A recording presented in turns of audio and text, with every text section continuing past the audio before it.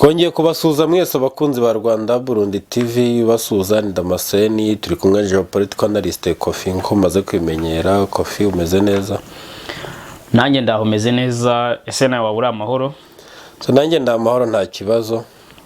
Ako se Sauli ko ntakimwumva yabaye iki? Sauli Musanze ntago kivuga. Ariko ndakeka ashobora kuba dukurikiye yicecekeye cyangwa akabahuze muri bya nibyo bya Canary Box ni ofete ntago yarari ikiganiro cyacu twa uploading itakireba ariko sinimpamvu atakivuga ngo tuzamenye ibyiwe nyuma. Hanyuma dusuze n'abandi bantu. Hari undi muntu uri mukunzi wanjye uri hariya ikabwaye bita Batista, nawe nizere kumeze neza, ndetse n'undi bita Fideli. Hari umuntu witwa Fideli uri mu Birigi nawe dukurikira cyane, twizere ko ari amahoro.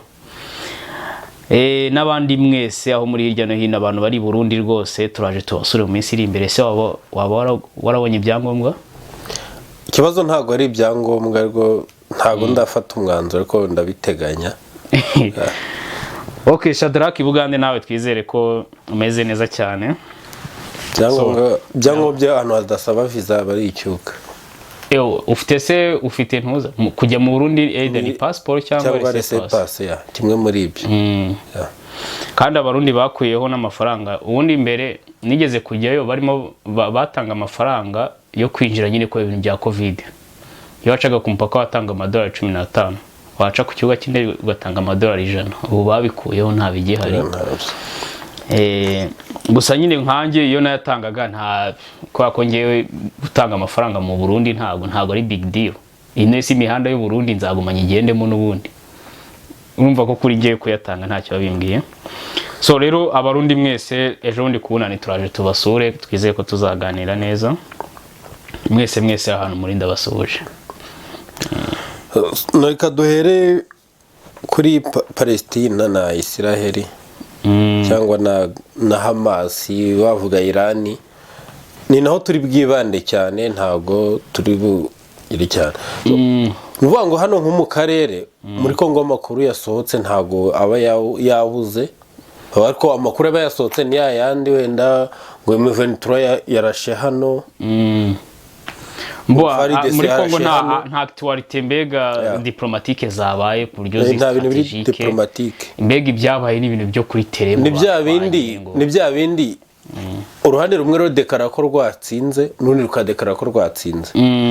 Nta bintu biri diplomatique cyangwa biri zibimo biyo byajemo. Yego biri diplomatique bihari nuko ngo ingabo za Kenya ziri kugenda nibyo biri on trend, nta bindi bihari urebye. Kandi nyine nyine twamaze kuyifurapa. Nimba Kenya ari igiye bwa mbere sinanakubwiye ko Kisekedi yarobinze Uganda na Kenya kugira ngo yasigende. Nimba Kenya ari igiye bwa mbere nuko ari yo yari robi nyinshi. Mbega irimo irapurayinga robi za Kisekedi. Burya mujye munashushanya uburyo ese babaje kugenda n'ibandi bivuze ngo nibo bari robi nyinshi. Andi makuru nabonye nuko M23 iri kuvuga ko ingabo z'u Burundi zari ziri muri EAC zikiri ku rugamba. Hoya ntago Evariste ashobora kuva muri Kongo rega ntibishoboka. Byo ngibyo ntimuzabitegereze rwose. Arahahora azanahorayo. Kereka wenda balkanization ibaye hakaba sekirize ingabo za Uganda akarizo zihasekiriza, ariko mu gihe balkanization itaraba Evariste rwose azahorayo nawe. Kandi n'undi balkanization yaguye mu mazi ngira ngo urabibona. Reka dukomereze ku ntambara ya Israel nk'uko bisanzwe. Intambara muri Gaza yongeye kubura imirwano. Ako ntago ari munsi yongeye kubura hashize. Mbega ni phase nshyashya. Ino phase nshyashya yatangiye nyuma yuko hari hamaze agahenge k'iminsi 7 nta ntambara ihari. Hari igikorwa cyo guhererekanya imfungo ku mpande zombi. Twitega iki muri no phase ya kabiri?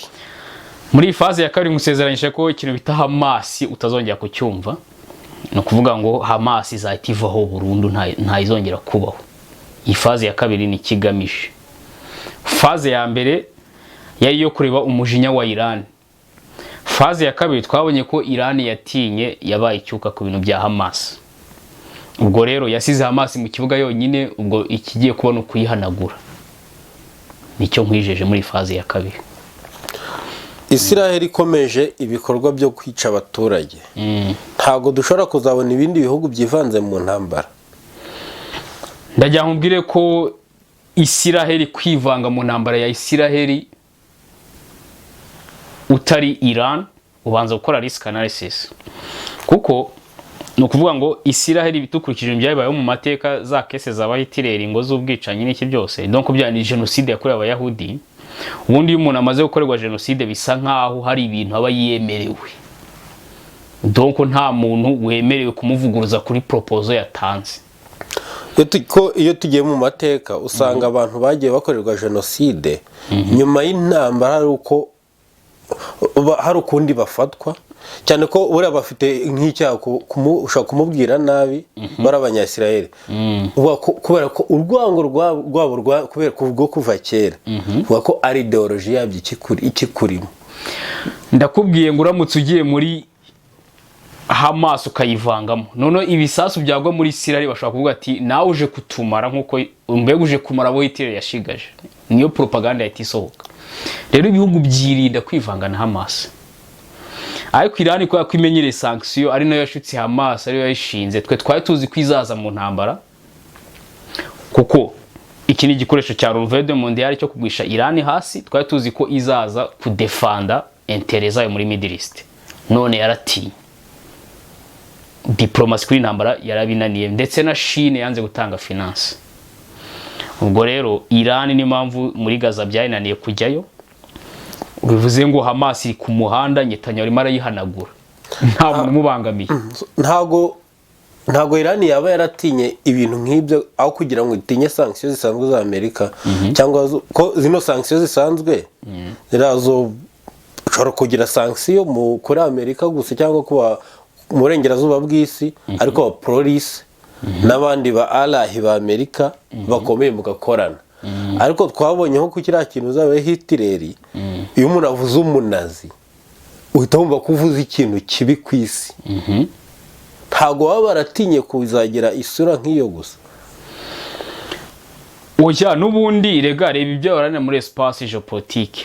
Iran burya nerasa kujya muri centre géopolitique ijyanye yuko ari ikomeye muri Middle East. Burya Iran ifite igisirikare, ifite intwaro, ndetse ifite na l'immensité. Buryo uzareba ikarita ya Middle East uzabona ko Iran ifite capacity yo gufata birahugu yo kuyobora ibindi bihugu biraho ngaho. Nkuko Kongo irebye ku ikarita ubona ko buno buhugu bw'icyuka bwo muri Est ishobora kubudomina. Na l'immensité burya geographique bigira mu ruhare. None Iran rero nimba ifite capacity yo kuyobora Middle East, umuntu ibangamira ni Israel, ni mpamvu wabonye baca muri Hamas. Rero bivuze ngo yari yiteguye guhangana na Israel, ariko hari ibindi bintu ubukeneye ku ruhande. Ukeneye diplomasi kuri iyo ntambara, ukeneye n'abantu bazagufasha financially, kuko Iran yayisanganywe sanction. Noneho financially igomba kuva kuri Chine, diplomasi gakorwa na za Qatar na za Jordani, donc na za Egypt, abarabu bagenzi baho. Noneho aho niho byapfiriye rero. Iran ammunition yari zifite byo gushora muri Hamas, ariko Biden yabaje kudomina baraba Qatar nayo n'ibiki byose banga kumvira Iran kuri diplomasi. Noneho Chine nayo yanga gufinansa intambara y'ibyo bintu bitabigwa mu mazi. Donc Iran yashutse Hamas itakoze icyo twita risk analysis. Abantu hafi 1600 b'abasivile bamaze gupfa muri Gaza muri no ntambara. Muri Israel cyajya bica 200. None burya ngo Israel imaze gutakaza ngo abasikari 400 muri intambara, niko nabonye report ivuga. Noneho muri Gaza ubwo maze gupfa 16. Muri Gaza hamaze gupfa abasivili 16,000. Ni mu 16. Gusa kuvuga ngo ntago batakaje abasirikare barabeshye bari kutubeshya barabeshye. Gusa muri iyi faze Amerika yasabye ko Netanyahu yarekeraho yagabanya umubare w'abasivile bicwa. Nese twizere ko ubundi Netanyahu azabagabanya. Kugabanya bicwa se? Nukugabanya ntago yamubwiye ngo uzarekeraho kwica. Uzagabanya umubare w'abasivile bagwa muri iyi ntambara. Aho ya Netanyahu erega bara abasivile kuntu bapfa nuko bari concentre ahantu Hamas iri. Burya Hamas nayo erega ikibazo imitwe burya isheta abaturage. Burya umutwe uvuye mu baturage nubundi umutwe nta capacity ufite yo guhangana na leta, ariko ikibazo no kusheta abaturage. None Hamas yo iragenda ikestara ibintu by'amastock y'intwaro mu bitaro. None kugira ngo usenye rero izo stock zabo z'intwaro bisaba ko ubombarida n'ibitaro byose ukaturitsa byose bikava mu nzira. Ni nkuko no muri Kongo Kisekedi bamusheta abaturage akanga bakavuga ati none ukoresha soko duhanagure twese byitwe genocide. Rero ikibazo cy'imitwe no kwisheta abaturage. Noneho Hamas yo nyetanya yavuze ati okay ubwo ngiyewe nzajya ndasa abapfa bapfe ariko Hamas igomba ive mu nzira. None Amerika icyo yamusabye bivuga ngo we kora mekanizme z'ukuntu wajya ugabanya umubare w'abaturage. No vuga ngo nimba ugiye gukora igitera ahantu utanga itangazo HCR n'ibiki byose evacuating abantu. Impamvu uzajya bumva ngo bagiye muri safu ngo bagiye ngo hehe. None Hamas isigare yonyine bari yohanagura. Ariko ikibazo nukererwa muri ibyo byo gutegeza ko abaturage bakora za muvoma bahunga. Na Hamas irabiri muri mekanizme zayo. Wowe rero icyo ukora n'ikintu kubombarida byose ubwo bikarangira ngo n'abaturage bake bakagwa muri ibyo bintu nta kundi wabigenza. Aba pro Hamas ko bavuga ko nta abasirikare ba Hamas badakunda kugwa mwabira bitero, ahubwo bo ahantu bari Israel itabasha kuhabona kuhagera bafite ngo amatano maremare cyane baba barimo ko nyine Israel irazi kabombarida ibintu ariko ngo abasirikare baho ntago babahari. Ndakubwiye ngo muri nofu ya Gaza rwose Hamas bayisenye ku kigero cya 80%. Muri nofu ya Gaza ubu ngubu intambara yagiye muri safu kuko abenshi niho bahungiye. Burya baba bafite amatineri. Hamas ifite imyobo ihera ku mupaka wa Liban ikageza ku mupaka wa Egypt. Iriya Gaza yose ari umwobo. Umva bakuramo za muvoma bagira bate. Rero niyo mpamvu nimba imyobo yo muri nofu barayibombarize bagahungira muri safu. Nyetanya yavuze ati no tugiye muri safu. Niho bagiye kubasanga muri iyo myobo rero. Hari umusenateri witwa Bernie Sanders wa USA. Yamaganye ubusabe bwa Biden bwo kohereza intwaro zifite agaciro ka 10 billion. Ubwo biri bukurikizwe cyangwa nibyandi byo wita propaganda. Ngo bamwita Bernie Sanders? Yeah. Uriya we ni gatagira gusa nta bintu byinshi ashaka kurenzaho. Nese unarakubwiye ngo umusenateri reba no mu buzima busanzwe. Umusenateri hari ubwo abazi ngo ka military bahe, hari ubwo abazi ngo igisiga kibika he intwaro. Umusenateri we ikintu akora nuko kwatsa imodoka akava mu rugo rugasinya ibintu by'icyuka runaka kongera agasubiriwe. Donc nibyo bahoramo ariko ntamenya ngo igisiga gikora gute. Noneho nimba Biden avuze ati tugomba kweza intwaro zipima billion 10 z'amadolari. Ubwo babibwiye bari aba Austin bayobora igisirikare. Aho ba Bernie Sanders bo basinya batasinya intwaro ziragenda. So uwo nguwo rero umusenateri kuri ngewe abari icyuka nta kintu bari gukora. Zizagenda rwose. Amasosiyete civile renga 45 muri Canada yiganjemo cyane y'amadini yandikiye Justin Premier Ministre wa Canada. Bamusaba ko intambara ya Israel yayigendera kure kandi ahubwo agashyira imbaraga mu gushaka uburyo cyangwa intambara yahagarara. Afite ububasha ki cyangwa Canada ifite ububasha ki muri ntambara? Muri espace géopolitique Canada ntayibaho. Canada ibaho mu buryo geography ubona ko ari umupaka uri hagati y'Amerika na Canada urawubona. Ariko muri espace Biden uyobora Canada. Kuko burya uyu mwami w'icyuka bwongereza ashinzwe ngo Ubwongereza ngo ashinzwe ibiki na Canada burya arayobora. Kandi Ubwongereza na Amerika ni igihugu kimwe. None rero bize ngo Sunak nimba ashyirwaho na Biden bize ngo na Trudeau ashyirwaho na Biden. Biden niwe nyiri intambara. Urumva ngo hari ikintu gishobora gukora ntacyo. Aho ngano abantu bamwandikiye na abantu badasobanukiwe. Ariko umve context bamwandikiye. Bamwandikiye gute se? Wamubwiye ngo wirinde kwivanga muri iyi ntambara. Yinde kwivangamo se yayikire niyo ko babimwandikiye ko yivangamo. Trudeau afasha Zelensky military na financial. Aho bantu nundi banditse ngo ntibivange mu ntambara y'Uburusiya barabyanditse ndabizi. ariko ibyo ngibyo biba bihabanye na realite. Trudeau azowamusize ku butegetsi. So rero nyine abanyamadini n'ibiki byose barandika bakavuga ibyo bashaka, ariko Trudeau we azi nyiri ntambaro uwo ari we n'uwamusize ku butegetsi azi uwo ari we, yohereza fandi rwose. Igisirikare cya Israel cyavuze ko ibikorwa byacyo bya gisirikare bagiye kubyimura bakabijyana nyine mu majyepfo ya Ntuza. Ubundi ko kiriya gihugu ari icyuka soresi n'igihugu kari agace ka Gaza, kubera ibyo kwikari tubona ari icyuka nyine ari gatoya. Uri gute igisirikare kivuga ngo reka tugabanyemo tuhere hano tuba tuharetse tujye hariya, nkaho ari dimension nini cyane kandi bafite ubushobozi bwo kuhabombarida umunsi umwe.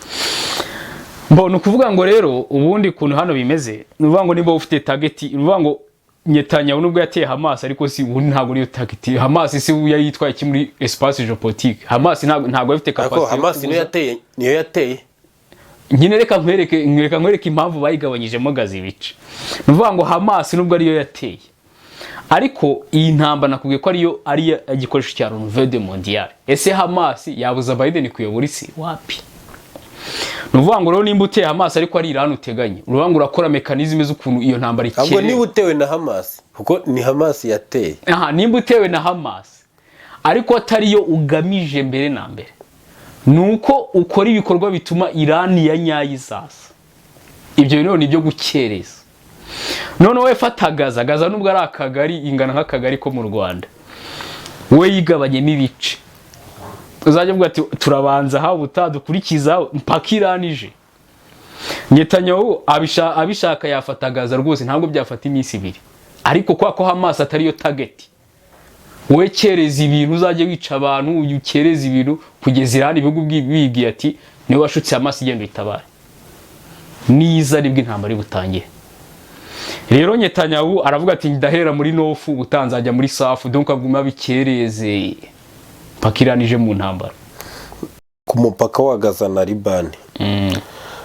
Ese yaba ari koridoro zimwe wavugaga zatangiye gufunguka? Yeah, of course. Ko yari imirwano kaze cyane yajemo na Air Force. Mbona kuvuga ngo Netanyahu yahereye muri North of Gaza arayihanagura, ubu ngubu yagiye muri Safu. Noneho iyo North nayo tuvuga ko bayisize gutya, ahubwo ni base arrière y'ingabo za Israel mu kurwanya muri ya koridoro ya Liban. Numva ko nabyo biri important. Nuvuga ngo Hamas bayihanaguye aho muri North yahavuye, ubwo hasigara Netanyahu kontrola. Iyo ni base rero yo gutangira Hezbollah. Ubwo byatangiye rero. Noneho Hezbollah nayo ntabwo izi gukora risk analysis. Ivuga ati se ko Iran yashutse Hamas ntitabare, twebwe dushingira kuki Iran izadutabara. Kandi Netanyahu yavuze ati uko kuntu muri kuri turasaho ibisasu, nubwo Biden ataraduha permission, bizagira ingaruka ku baturage ba Liban. Yabibwiye abayobozi ba Hezbollah. Ubwo rero Netanyahu ntabwo bari mu mikino, no kuvuga ngo ubu ngubu Biden amuha green permission azahita yinjira muri Liban nahatangira abashyire hasi. Impamvu y'abaturage ba Liban nabashyinguye kera buriya, nabashyinguye kare, kuko nzi ko Netanyahu bazabarambika hasi rwose. None muri za kese za dimension y'intambara twavuga ngo Gaza ni ntoya, ahubwo nyine harandi makorodoro, ntabwo Gaza ari yo yonyine. Ubwo iyo ni korodoro yatangiye kurota. Muri Qatar habereye inama ya GCC. Bivuze iki? Iyo nama yari yitabiriye ibihugu nka Qatar, Turkey, UAE, Saudi Arabia, Oman na Kuwait. Inama yari ivuze iki? Ubundi GCC bivuga Gulf Cooperation Council. Gulf nyine ni iriya Gulf of Aden, ibihugu byose bikoraho. None ugasatana izi za Red Sea, uraza gusanga harimo ibyo bihugu mbwiye rero: Qatar, Bahrain, UAE, Saudi Arabia, Oman na Kuwait. None ahantu hose uzajya ubona harimo Kuwait, ujye umenya ko icyo kintu ari Amerika yagishinze. Amerika urana nka kuno kunishinga ibintu ngo bya yase, ngo bya SADC, ngo bya ECOWAS byo gukonsolida. Urya no muri Middle East irabikora. Burya Middle East Amerika ifata nka Afrika. Noneho nawo iki kintu ukibare nka yase yo hano muri Afrika.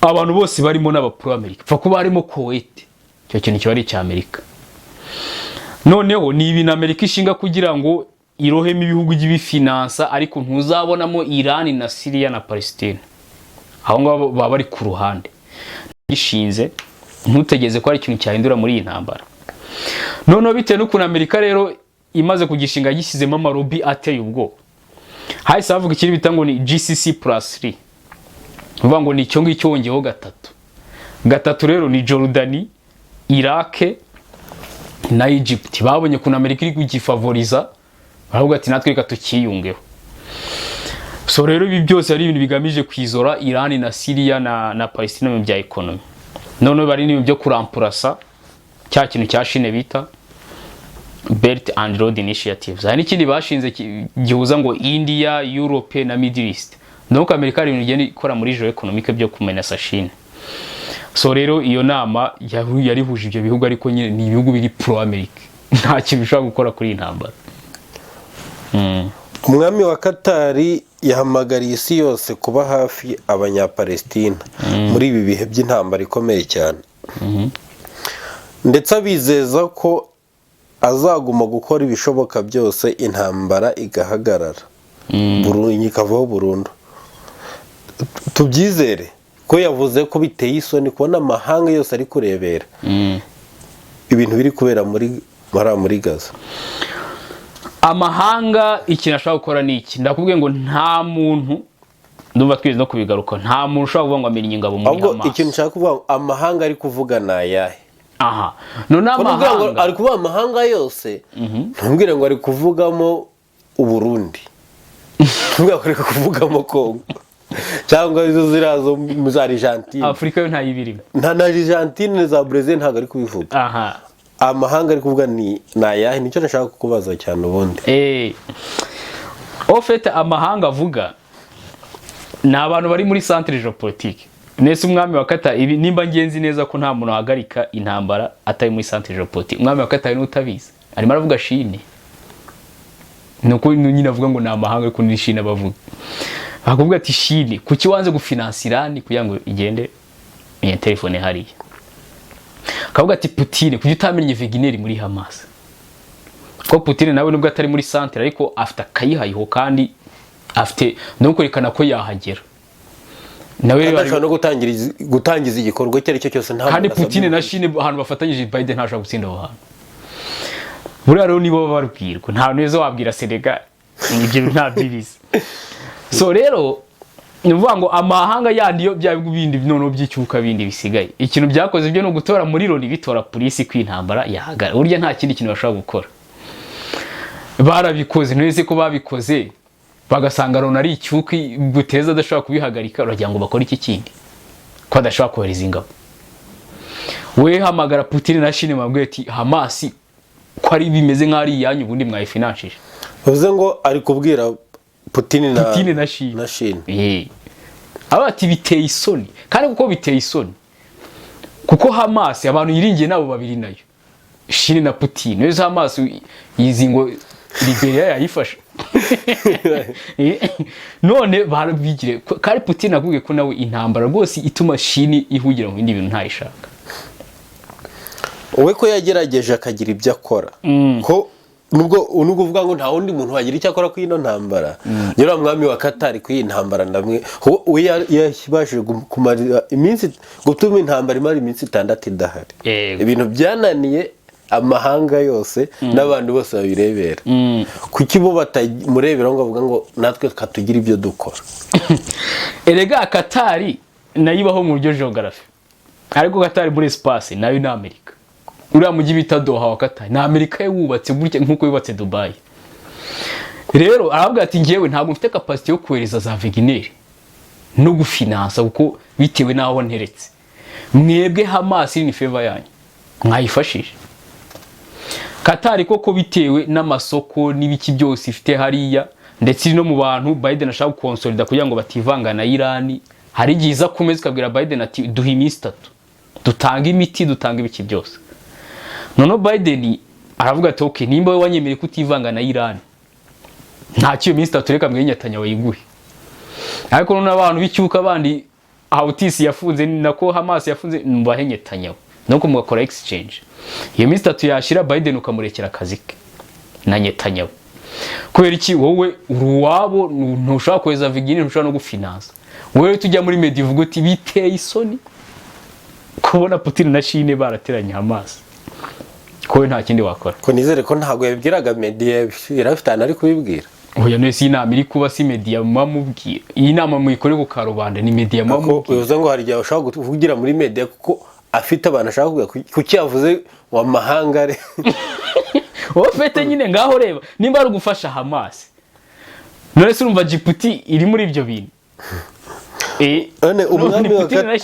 umwami wa Qatar yongera yavuze ko ibintu biri kubera muri Gaza ari genocide kuko Cyril Ramaphosa wa South Africa yabivuze ndetse na Erdogan yabivuzeho gusa wowe wavuze ko nyine ibyo bintu arabihakanye ubwo nanjye nagiye mu bapfobye cyangwa se bakana iyo genocide ya muri Gaza aho ofete ntago nshaka kwemera ko ari genocide uko nakubwiye criteria ngenderaho nsuzuma kino bita genocide ubundi reka mbaze ngutandukanye yize guhakana no gupfobya genocide burya abantu batazi ibyo bintu ubundi nivuga ngo genocide irangiye ahantu runaka hajyaho ikigo gishinzwe memoire y'ibyo bintu nivuga ngo cyajya kivuga ati icyo kigo kiravuga ati genocide yahitanye aba bikavuga baribo genocide yahitanye no mubare genocide kwibuka bikorwa gutya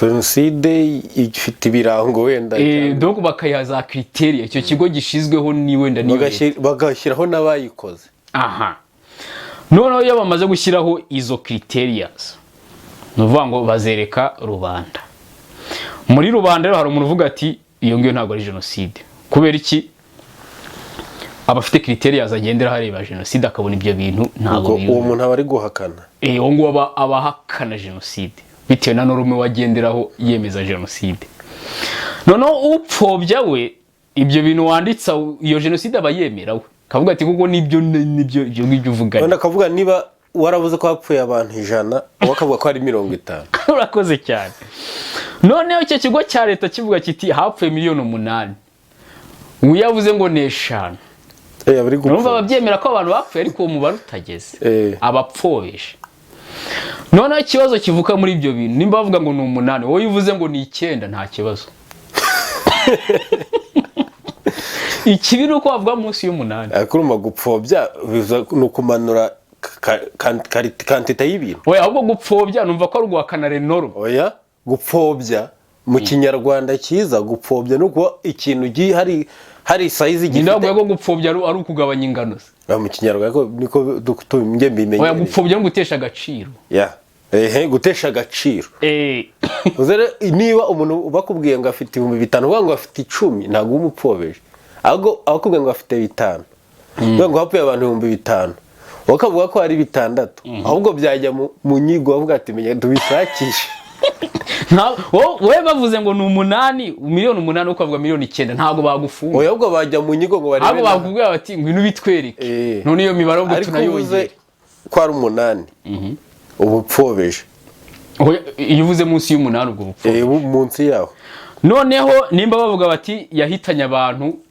TBX wowe uvuze why ubwo bupfobeje iyo bavuze ati memoire nuko wowe uzuhinduraho utuntu yego ubuyemere kuhinduraho utuntu bo bavuze ngo bupfobeje noneho rero impamvu ntemera ko muri Gaza ari genocide nuko ngewe kuyanemeze ko ikina genocide nkenera ibintu bine iyo bine bitageze nshaka kubita war crimes nshaka kubita crimes against humanity ariko simbyite genocide ibyo bintu bine ni ibihe imirambo urayinyereka irahari y'abanyapalestina ungu bamaze kugira nko mu 2015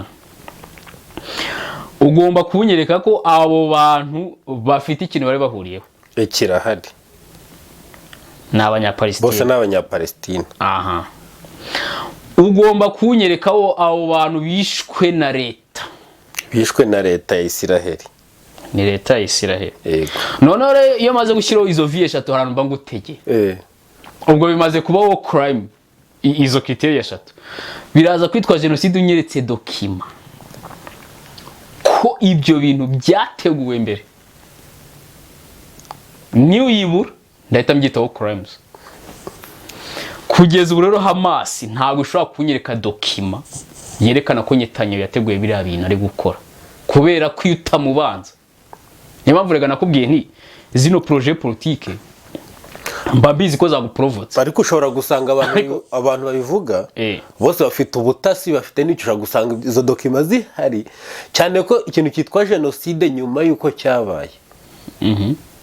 Nta genocide ishobora kwemezwa ikiri ku cyane ujye mu mateka y'izabaye ku isi zose ziba genocide, zitwa genocide ariko zaraye. Nibwo twegizamina ibyo bintu ko izo dokima ziba zikiri mu bubiko bwa nyiri kubikora. Urambwira ko Hamas ifite dokima yerekana ko Netanyahu biriya bintu yabigiye nk'ubwo abantu bari kubivuga ko nabo sabasa. Okay, Syria yaravuze ngo ni genocide. Yego. Umwami wa Qatar ati ni genocide, na Recep Tayyip ati ni genocide. By which proof? Ko bazazereka uko genocide remezwa na Loni. Burya nta muntu ufite capacity yo kwemeza genocide ku giti cye. Iyo kite nayo ujyishyiramo. Buriya Loni ushobora kwirobinga ikemeza ko ibintu ari genocide. Kandi ari izari nawo crimes. None rero nuvuga ngo Netanyahu rwose ibintu ntabwo yigeze abitegura. Buriya iki kintu naguye ngo iki kintu cyo gutegereza ukababanza kiri very important kuko byerekana ko atateguye ibyo bintu. Iyo yaje muri offensive even nubwo yaba yarabiteguye, nubwo nese intambara si Biden na Netanyahu bayiteguye turabizi, ariko mu nyiko nta bimenyetso bavuga. Muri iyo nama Erdogan yavuze ko ibiya Israel iri gukorera muri Gaza bitazaguma kureberwa kuriya gusa. Kandi avuga ko icy'ingenzi ari uko intambara yahagarara burundu. Ubundi yabivuze yabigendeye ku myanzuro yavugiwe muri iyo nama cyangwa ni biteke opinions. Recep Tayyip Erdogan uburyo buroko gusida yo kunikora ntago ibintu byose uzabona bivugaho rumwe. Bafata abantu naka bakabopoza none hano umuntu uzamufatira nuko ari ikintu uzamupropoza akanga. Nuvuga ngo Recep Tayyip Erdogan nimba ahora avuga ngo Netanyahu ni terrorist, ahora bivuga ariko ambwira ngo dufate Netanyahu sanction z'amavuta ukabona avuye muri ibyo bintu bivuze ngo umuntu yari set up. Ibi nari kuvuga ni usanga yarabyanze bitaragera ku rwego rundi. Nese president wa Iran nimba Recep Tayyip Erdogan ibi navuga ari bwose ari ahamanye nabyo. President wa Iran kuki yaragiye gukora urugendo muri Turkiya karusubika yavumbuye ko uwo muntu ari icyuka. Recep Tayyip Erdogan ni set up, ibintu byose avuga biri programme rwose uriya ni Biden. Ese mu minsi yashize twabonye imyigaragambyo myinshi ishyigikiye abanyapalestina, byaje kurangira gute? Ndakubwira ko biriya bintu ndumva twanakoze ikiganiro, nakubwiye ko biriya bintu byaje Biden amaze gutanga permission. Gusa wenda ngiye ntaguce mu byo uri kuvuga, hari ikintu maze kubona ku isi. Imyigaragambyo y'abaturage nicyo kintu cyonyine kidashobora kugira icyo gihindura. Akoze cyane ko imyigaragambyo yose ibaho ibyo bigaragambirije bikiri bikagumaho bikanajya. Noneho iriya myigaragambyo yabaye intambara igitangira cyangwa yari ishize iminsi? Nibwo yari igitangira ugereranyije. Ya myigaragambyo ibihugu byatangiye kubikora hashize ibyumweru 2 intambara itangiye. Umusitari bwi yari igitangira kandi iracyakomeje, niyo mvuga ngo yari igitangira. Noneho kuki mbere yuko Biden avuga ko Biden yagiye kuri Twitter avuga ngo Hamas itandukanye n'abanyapalestina, bivuze ngo ashyizemo mbega permission yuko umunyapalestina nubwo amufana ubyemerewe. Abaperezida bose bahise bazura imyigaragambyo mu bihugu harimo na Turkiya, bategereje Biden ikinavuga kuri ibyo bintu. Ira myigaragambyo ni y'abaperezida cyari ya societe civile. None se ninde utanga permission yo kwigaragambya? Si leta. Ko hari ibihugu watubwiye ko bifite demokarasi umuturage yemerewe kwigaragambya, ariko basaba permission. nuvuga ngo yisabye ntago bayikwiba wajya kwigaragambya kuri leta ugasaba permission nese iya myigaragambye harwo bamaganaga amakoro iyabere mu baravuga bati twe turi nyuma ya Palestina bamanitse ibidarapo iyo myigaragambyo rero ubundi ntago bakwima kwigaragambya ariko bisabe kugira ngo ahantu muri imodoka ntizize kuhanyura donc namwe babazane polisi ibasekirize kwa noneho rero iya myigaragambyo ari imyigaragambyo iri positive kuri leta ko Biden yatanze permission nta muntu ari kwemera imyigaragambyo Biden ataravuga ko Hamas itandukanye na Palestina nta muntu ushobora kwiroha muri ibyo kereka Irani Putin na Syria gusa abandi rero nabo nimba babigiyemo kuko ari ibintu by'icyuka biraho biguma muri media ntago ifata iminsi irenze 3 kugira ngo mwerekane solidarity kuri Palestine ariko Biden yaraguma mu ammunition yaguma tanga ibyo byose biri bugende bibombarida ari amazu so biraro byari icyuka. President Macron nawe yatangaje ko agiye kujya mu Qatar kugira ngo ahure n'uriya mwami ho birumvikana bawe bakora inama cyangwa baganira ku buryo ki iriya ntambara yarangira cyakaboneka agenge muri Gaza. Macron ari ku ruhe ruhande? Mbo Macron ngira ngo urabizi neza ko ari Biden wamusize ku butegetsi n'amukoreye lobby. Macron rero nkuko nagwiye block gusida ku ngingo runaka bazuye batoramo abantu babopoza ariko ukabona nta kintu bari bukore. Macron ejo bundi ajya muri Jordan avayo yahise ajya mu Bufaransa avuga ngo isi yose igomba kurwanya Hamas. Kubera iki Macron yagiye muri Jordan ajyaye hose baganira ku bintu ntibamwumva ahita avuga ngo isi yose igomba kurwanya Hamas. None se amaze kuvuga gutyo urumva atari Biden? None ibyo byo kushaka ngo agahenge n'ibiki byose biri muri cadre humanitarian. Buriya Macron yasabye Chine ko bajya Ubufaransa n'Ubushinwa bwafatanya mu kubintu byo kugura imiti byo kongera gusana nk'ibitaro amatara yazimye ibiki byose ariko ntago Macron ashaka gutinyuka bwire Biden ngo hagarika intambara. Nibishoboka. So Macron ari muri cadre humanitarian ni umuntu watoranyije muri bloc gusida uzajya wamaza ibintu bya humanitarian gusa ariko niyo pose intambara. Putin yatangaje ko cyangwa ntago ari president y'Uburusiya yatangaje ko azakorera urugendo muri UAE na Saudi Arabia mu minsi iri imbere. Ese nkuko mujya mubirima ngo mwamushyire wa ICC muzamufata koko cyane? Rwose usibye n'ahandi hantu hose buriya na Putin agiye muri Amerika ntibamufata ahubwo Putin birano babikoze mu rwego rwo kumwizora muri societe y'abazungu ngwete uri Bemba uri Kenyatta uri Ruto uri ayoga mu Ventura ninde harya generali wawo bitaga Terminator ninde mwe baga 2009 uriya nyine nibagiye kuno bamwita donc ICC yagene wabirabura.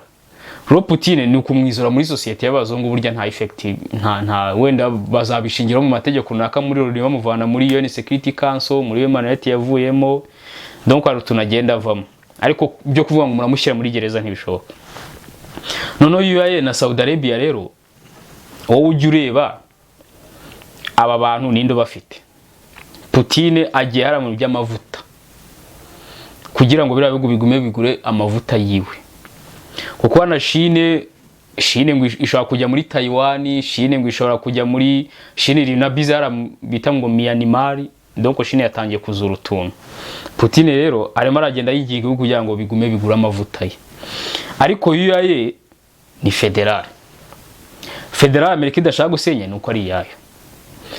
Saudi Arabia na UAE Amerika ibaha budget militaire ya miliyoni 54 buri mwaka ko ari babiri yo kubafasha muri budget militaire.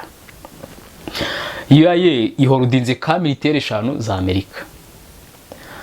Arabia Saudite nayo ihorudinze amaka militaire ya Amerika. Donc Amerika bafite in terms of military. Kandi umuntu ufite military agufite. So Putin ntubirebere mu ngo bya geopolitique ntubire mu bakonsolida agiye kuvuga ati rwose mugume mugura amavuta yanjye yangu men surviving. Cyane ko yabonye ko inside muri UAE UAE ifite leta 7 harimo leta 3 ejo ni Biden yafatiye sanction yuko ziguma kugura amavuta ya Putin abo ngabo nibo bagiye kureba bati nyine mugume muhangane mu ndwaneho ariko ubundi ntacyo biri butange muri espace géopolitique ko baranaba niba ubu tubwiye ngo ibyo bihugu ni ibya Amerika kuki bidakurikiza sanctions za Amerika zigakomeza zikagura ibintu na Putin ega niyo mpamvu ngo hari ibintu nita grande photo na petite photo. Petite photo uyirebye ko kubona UAE na Saudi Arabia Putin arutunagurishamo donc bakorabura n'abarusiya mu by'intwaro n'iki byose ariko muri grande photo icyo gihugu muri espace géopolitique niyo grande photo kiba ari cya Amerika. Ni ku cy'Amerika imera ibyo bintu kandi Amerika nayo ikora intwaro kuitavuga ngo kanda muzireke intwaro za Amerika kuzigura biroroshye. Putin rega intwaro ze ziri ku muhanda nawe ushaka wagenda ukagura stock z'intwaro mu Burusiya amafaranga ufite amadolari make ya rwose ariko Biden intwaro ze zihenze kwambwa ati reka ngiye ko nifitiye make wakinga zigura mu Burusiya ntabwo abyanga kubera ikize zihenze erega ureba n'izina umuntu ntabwo ruvuga ngo nizo nziza ryo n'izina umuntu afite numva Biden rega America ni institution ku rwego rw'isi mu bijyanye na diplomasi muri America nubwo ari igihugu ariko ni diplomatic institution nuvuga ngo reba abantu itegeka ureba abantu influencer ureba iki byose ureba diplomasi yayo uwo muntu kumugura produit birahenze bitewe n'izina afite wowe rero uramutse uri umukene wambwiye ati ko mfite miliyoni y'idolari nje kugura burendi wawe nagurimo nako nta niyo nagura ariko mu Burusiya nagura 3 watse nkazigura ariko ibindi tukaguma tubana Biden ntabwo abyanga kubera iki nyuma y'igihe kirekire akoze runo rugendo mu Barabu kandi hari bafite intambara ukaba ubivuga ubijyanisha n'amavuta kandi ibyo nutarajyaga tubibona mbere. Icyambere cyugomba kumenya Putin ntabwo agiye kugura intwaro hariya ntibamurusha intwaro ntabwo agiye kugura amavuta hariya na abari afite ku bwinshi gaza rifite ahubwo agiye kuvuga ati mwagume mukangurira utuntu runaka kubera iki sanction ashobora kugenda kubera iki utabivuga ko agiye kubwira ko agiye kubabwira ati reka dutabara bene wanyu kuki ibyo utabizana ukabwira Arabia Saudite na Iran ukunara n'abanzi ntibashobora gukorana bamwe ngo nabasuni abandi ngo nabashiya abantu uzigire ubona bakoze ubumwe Arabia Saudite ntabwo ushaka gufasha intambara ya Iran. UAE bo baravanze ariko UAE nayo nese UAE umwami wa UAE uriya mugi wayo bita Dubai arabizi ko wa Biden uteretse hariya nk'umushore mu byo gushwana na Biden nibishoboka kandi aho rudize kamilitere 5 zo kurwanya Iran nizo uri kujya mu bindi bindi bari abantu na Amerika no kwirirwa bategaye ikintu runaka aricyo batubwira ko offensive cyangwa offensive zo ziba zihari ni hame. Ubu ngubu Ministeri ya Defense y'Abongereza none yavuze ati Putin abapfa muri Ukraine bari kwiyongera bamaze kuba 350 bamaze kugwa muri Ukraine kugiye kinganiye kuva intambara yatangira 350 none nigeze kuvuga ko Putin bije y'umwaka utaha y'igisirikare bije y'igihugu cyose azafata 30% ayishore mu gisirikare result turimo urazibona imaravuga ngo vegeneri zigiye kuza mu gisirikare tugiye kwangaja abasirikare twongeye 15% ku bari basanzwe donc urumva bikeneye bije militaire ubwo uburiya defense Ministeri ya Defense y'Abongereza igisirikare cy'Abarusiya yo igifite gutya rwose baba kuba trackinga kuri buri kan noneho offensive muri bya bice byose Kherson Donbass n'ibiki byose irimo irahaba none Zelensky yabwiye Austin ko akeneye miliyari 300 z'amadolari kugira ngo abashe gusutena ino ntambara nyine y'Abarusiya n'iki byose noneho Ukraine yabashije kubombarida donc hari depot yari muri Luhansk y'Abarusiya y'amavuta bino bitanka byabo n'iki byose Ukraine yayifurapye ubwo bashaka kuzestarinde ariko yari hari Ukraine yayifurapye muri Luhansk. Putin yavuze ati ndicuza kuba umubano wanjye n'ibihugu byo muri West waraje magatotsi ndicuza yavuga ngo I regret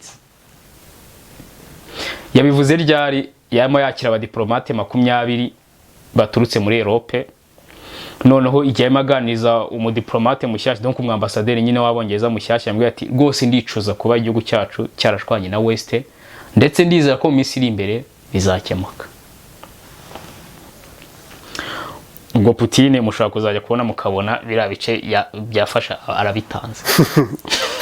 Niko ni mu yavuze ati ngo ndicuza. Warumva Biden avuga ngo ndicuza kuba narashwanye n'Uburusiya. So tubitegereze. Putine babyivugiye. Gusa nyine abapolisi bashaka kubyaneza uko bashaka bo nta kibazo. Uriya uyobora Hongiriya bita ngo ni Viktor Orban, minisitiri wa Hongiriya. Inama igiye kuba European Union mu isiza, muzirinde kwiga ku kintu cyo gushyira Ukraine muri European Union. Muzirinde kukigaho. Kandi urebye status ya PM wa Hongiriya muri European Union ni icyuka. European Union bujya n'Ubudage, n'Ubufaransa, n'Ububirigi. Ejo bundi Charles Michel yanyibwiriye ko agiye gukora ibishoboka byose, ni uyobora European Union, agiye gukora ibishoboka byose kugira ngo akonvenka abantu bari muri European Union kuzagera gute kuzashyikira kwikeniza muri European Union. Ndetse n'uriya mugore uyiyobora nawe ejo ndi ari muri Kiev aravuga ati amadosiye turi kuyuzuza rwose nta kibazo. Na kuva intambara ya Putine yatangira mu kirere bamaze koherezamo toni 150 za carbon dioxide. Bino bitwaro nyine babarasa bya shares n'ibiki byose. Toni 150 miliyoni 150 za carbon dioxide zimaze kujya mu kirere. Urumva nyine intambara yangiza ikirere cyane. Noneho ejo bundi bazahita bigereka ku mugabane wa Afurika ngo muze ngo muri Afurika kuntu yago bazahita babwira ngo muze ngo muri climate change summit. Neze kayitwe nta n'ikintu tuba dukura ngo twangize ikirere. Ariko ngo Afurika ngo ifata ibyemezo nta ngandi igira nta ba president igira ntaki. So none Ukraine yemeje ko muri Black Sea yoherejemo toni miliyoni 7 z'ibicuruzwa. Bura nakubwiye ngo Ukraine ifite ubutunzi budashobora kumva. Ibaza abantu umunsi umwe gusa bohereze cargo ships zipakiye toni miliyoni 7 z'ibicuruzwa. Numva niyo mpamvu barabagabo muri organization bashaka ubutunzi bwa Ukraine. So noneho basavuga ko muri izi toni miliyoni 7 toni miliyoni 5 ari ibintu bikomoka ku buhinzi. Muri Ukraine iririshe nta gihugu wapfa ko nakirishe kurusha Ukraine. Ubwo izindi toni miliyoni 2 zwenda bashaka ko ari ibintu bikorwa mu nganda bisanzwe materials zisanzwe. Kandi bijyanyuze muri Black Sea. Bura Putin yagize gufata Black Sea arayikonsolida. None avuga ati Ukraine ibura ukwinyuza bicizwe bazaza mu biganiro. Bandekera ibice nafashe. None havutse umitwa Turkiya nawe nabwo ngo Recep Erdogan ni Biden uriye nuko abajijisha. Ahita afasha Ukraine kuvana Putin mu nzira kugira ngo amato yongera hite. So uyu nguyu rero nuko nguko bihagaze ibye. So contre offensive nuko nguko imeze rwose Ukraine ihagaze neza nta kibazo ifite. Noneho biri muri Amerika ngo byo kweza inkunga barimo baraburana biriya bari icyuka rwose nimukabigemo. Nakubwiye ko abantu ba finance no nambaye ke ntabwo ari inteko ya Amerika nta nubwo ari Blinken nta nubwo ari Biden. Nakubwiye ko agatsiko kari bari abantu bita ngo naba demokrate ba kera bayoboye za Loni bayoboye ibikino abantu ba finance nambaye ke kandi World Bank ni yabo IMF ni yabo kohereza fund ntabwo bisaba ngo seniba yabyemeje. So Chibire n'abari badukuriye mwese rero nawe utaha. Murakoze.